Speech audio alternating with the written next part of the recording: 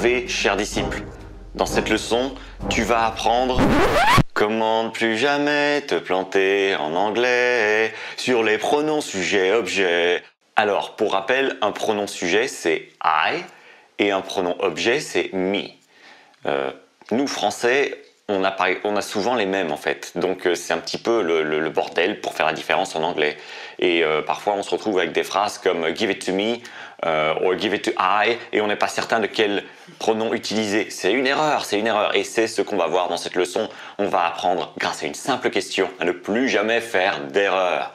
Ça va te permettre d'affûter ton anglais et ton anglais, on va l'aiguiser comme une lame de couteau. Aujourd'hui, fut.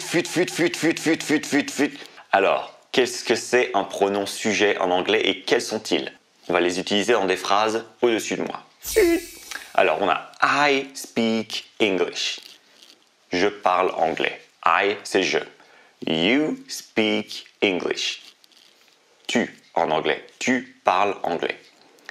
He speaks English. Il parle anglais. She speaks English. Elle parle anglais. It speaks English. It, c'est quelque chose qui réfère à un objet, ce n'est pas une personne. Par exemple, si je veux m'en référer à Cortana, je vais dire it, parce que ce n'est pas une personne, tu n'es pas une personne, tu n'es qu'un objet. Ensuite, we speak English, nous parlons anglais, donc oui c'est nous. You speak English, vous parlez anglais. Le you c'est vous, donc le you peut être tu ou vous, c'est le même pronom, faut pas s'emmêler les pinceaux avec ça. Et ensuite, le dernier, c'est they. They speak English. Ils parlent anglais au pluriel. Alors, ces pronoms, ils te permettent simplement d'alléger certaines phrases. Par exemple, si je dis Romulus speaks English, Romulus qui est un prénom masculin, comment est-ce que je peux le remplacer par un pronom sujet en anglais? Speaks English. Je te pose une petite question là, on the fly. Ok? Est-ce que tu peux répondre?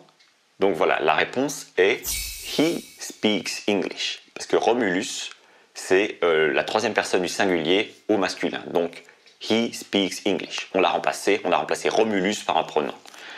Maintenant, si je dis Caroline speaks English, on peut remplacer Caroline par she. Ok? Parce que she, c'est la troisième personne du singulier, mais au féminin. Ok, c'est bon, c'est la première partie de la leçon. Tu vas voir, dans la leçon, il n'y a que 2 parties. On a déjà fait 50% de la leçon, donc on y est presque. Mais on va un petit peu laisser reposer ça grâce à une petite blague que va nous raconter Cortana. Cortana, blague. J'ai toujours cru que Mozart était mort. Mais sur ma pizza, Mozart est là. Alors, dans la première partie de la leçon, on a vu les pronoms sujets. Un pronom sujet, c'est un pronom qui fait l'action dans la phrase. C'est le sujet de la phrase. C'est le héros de la phrase. D'accord? Alors maintenant, on va voir les pronoms objets. On va apprendre comment savoir si le pronom dans la phrase est un pronom objet ou pas. Exemple. Cortana loves me. Comme tu vois, je n'ai pas écrit Cortana loves I. Pourquoi? Cortana loves who? Whom, en fait, il faudrait dire, mais ça, c'est pas très important maintenant. Cortana loves who? Cortana loves me. D'accord? Cortana aime qui? Et la réponse à ce qui, c'est un pronom objet. C'est l'objet de la réponse. Cortana loves me. Maintenant, on a appris ici le premier pronom objet en anglais. Donc, on va apprendre maintenant le deuxième. Cortana loves you. Cortana loves him. Cortana loves her. Cortana loves it. On continue. Cortana loves us. Avant-dernier exemple, ça va être Cortana loves you. Et enfin, Cortana loves them. Ben voilà, c'est pour la théorie de cette leçon, c'est tout. Tu vois, on a vu les pronoms sujets, les pronoms objets. Maintenant, Sana, quelle heure est-il? Oui, Sana, c'est l'heure du test. On va voir si on a fait un bon travail avec toi. J'espère qu'on a fait du bon travail. Allez, c'est parti pour le test. Question numéro 1. Skeletons live in catacombs.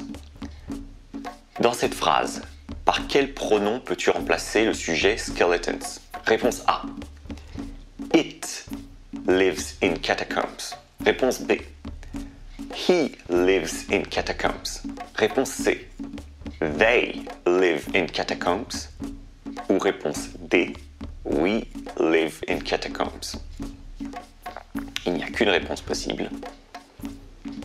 Alors, par quel pronom peux-tu remplacer le sujet skeletons? Est-ce que ça va être un pronom sujet, un pronom objet, et puis lequel? Parce qu'il y a plusieurs choix. Et la réponse est they. They live in catacombs. Donc c'est un pronom sujet. They live in catacombs. Question numéro 2.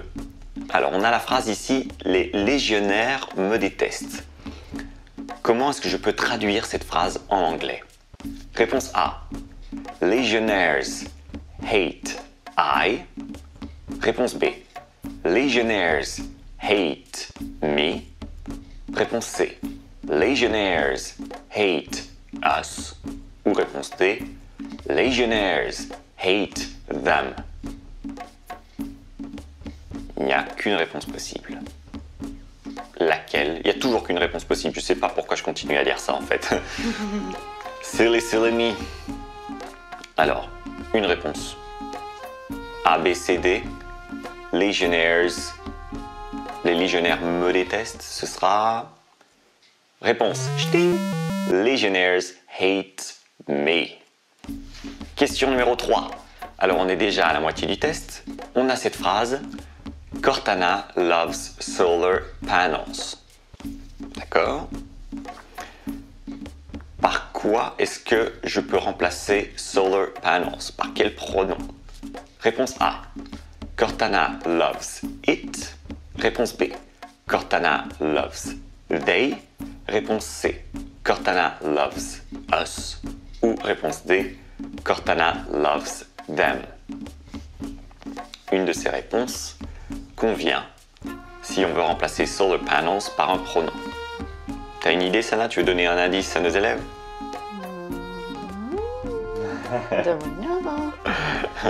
Non, Sana ne t'aidera pas. Une des 4 réponses au-dessus de moi fonctionne pour remplacer solar panels. C'est quoi? C'est Cortana loves them. Encore une fois, on peut poser la question Cortana loves who? Mais on peut aussi poser la question Cortana loves what? Et solar panels répond à cette question. Donc, ça veut dire que solar panels devient un objet. Ok? Allez, plus que 2 questions. Question numéro 4. Si je te dis Look over there, Obelix is fighting a centurion. Par quoi est-ce que je peux remplacer centurion? Réponse A. Obelix is fighting it. Réponse B. Obelix is fighting her. Réponse C. Obelix is fighting him. Ou réponse D. Obelix is fighting them. Je précise que le centurion en question est un mâle. Centurion de sexe masculin. Enfin, quoique je doute qu'il y ait eu des centurions de sexe féminin, peut-être, hein, des Jeanne d'Arc avant leur temps, j'en sais rien. Quoi qu'il en soit, il y a une de ces réponses qui fonctionne.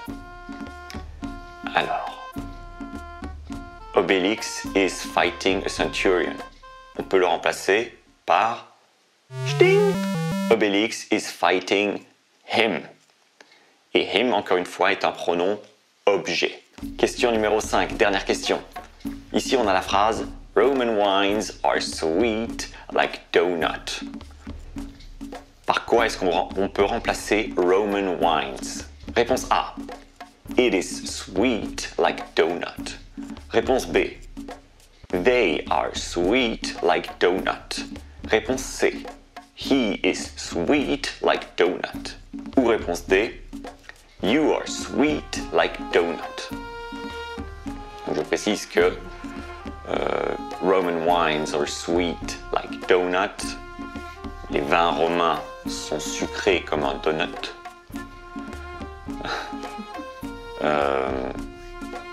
Bon bah, on peut trouver un équivalent. On peut remplacer Roman wines avec un pronom. Alors lequel, hein? C'est un des 4. Sting! They are sweet like donut. Pourquoi? Parce que ici, Roman Wines est le héros de la phrase.